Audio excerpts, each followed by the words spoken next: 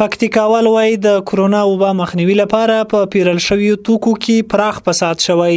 پکتیکاوال په عامه روغتیا ولایتي اداره نیوکه کوي چې د کرونا وایرس د مخنیوي په موخه اخیستل شوي توکي له ټاکلي ورځني نرخ نه په لوړ قیمت اخیستل شوي، خو مسؤلین د پلورل شویو وسایلو لیستونه او نرخونه له رسنیو سره نه شریکوي.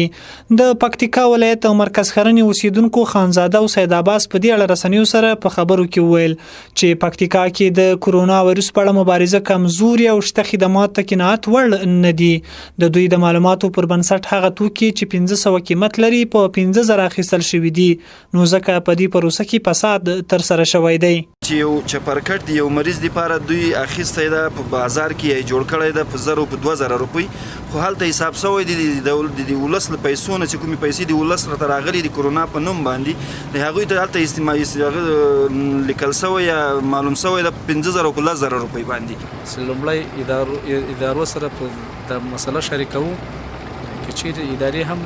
وانوري دا مسله موږ پاس وزارتو پورې کې سره رسوو، که چیرې وزارتونه هم وانوري نو انشاءالله ولس بیداره ده، ولس خپل حق غوښتلی شي. د مرکز ښرنې دوه اوسیدونکو رشید او عبدالرؤف هم ویل چې پکتیکا کې د کرونا وایرس د مخنیوي په موخه خدمات کمزوري دي او په دې ولایت کې د کرونا د معایناتو مرکز نشته او د مشکوکو کسانو سمپلونه زون ته لیږل کیږي چې په ځنډ سره بیرته ښرنې ته رسیږي.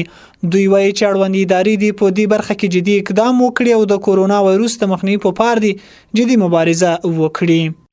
کرونا کې خو سیه او زه خو داسې په افغانستان کې اورم چې 1500 روپۍ باندې شی هغه 15000 لیکي، 15000 روپۍ باندې شی هغه 15000 روپۍ باندې لیکي. اته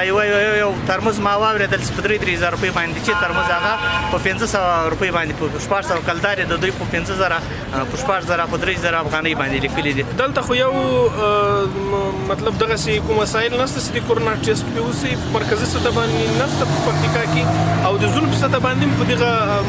روغتون کې د کرونا په روغتون کې سالته باید د مریضانو ټیسټ کې اوسي یا د دوی هغه سمپل ماینس هغه په ډیر کم سطح باندې دا په ټیټ لیول باندې خدمات وړاندې کوي. د پکتیکا ولایت عامه روغتیا رئیس ډاکټر اسد الله رسولي بیا وایي چې د کرونا وایرس د مخنیوي په اړه دوی ته 4 میلیونه افغانۍ ورکړل شوې دي چې دوی د وی حساب ورکولو ته چمتو دي. هغه وویل چې د کرونا وسایل ځکه په لوړ قیمت اخیستل شوي چې د کرونا د اولی صفحې په مهال هر څه کرنټین شول، بازارونه بند شول، د توکو بیې لوړې شوې، نو ځکه دوی توکي په لوړ قیمت ترلاسه کړي دي. معمولا په هغه وخت کې نرخونه په ډیر جګ قیمت باندې وو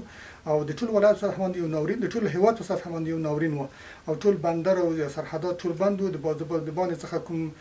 سپلای نه انتقالیدل. نو کوم وسایل چې اخیستل شوي دي حتما د نورمال بازار نه یا د نورمال حالت نه به ډیر لوړ وي، ډیر جګ به وي، د هغې سره د مقایسې وړ نه وي، نو دا ستونزه خو حتما لري. د یادونې وړ ده چې پکتیکا کې اوس هم ډیری خلک د کرونا علایم لري، خو په دې ولایت کې د معایناتو د مرکزونو نشتون او د خلکو عامه پوهاوی هغه څه دي چې هر څه په خپل حال پاتې دي. دلاور دانش، روهی نیوز، پکتیکا.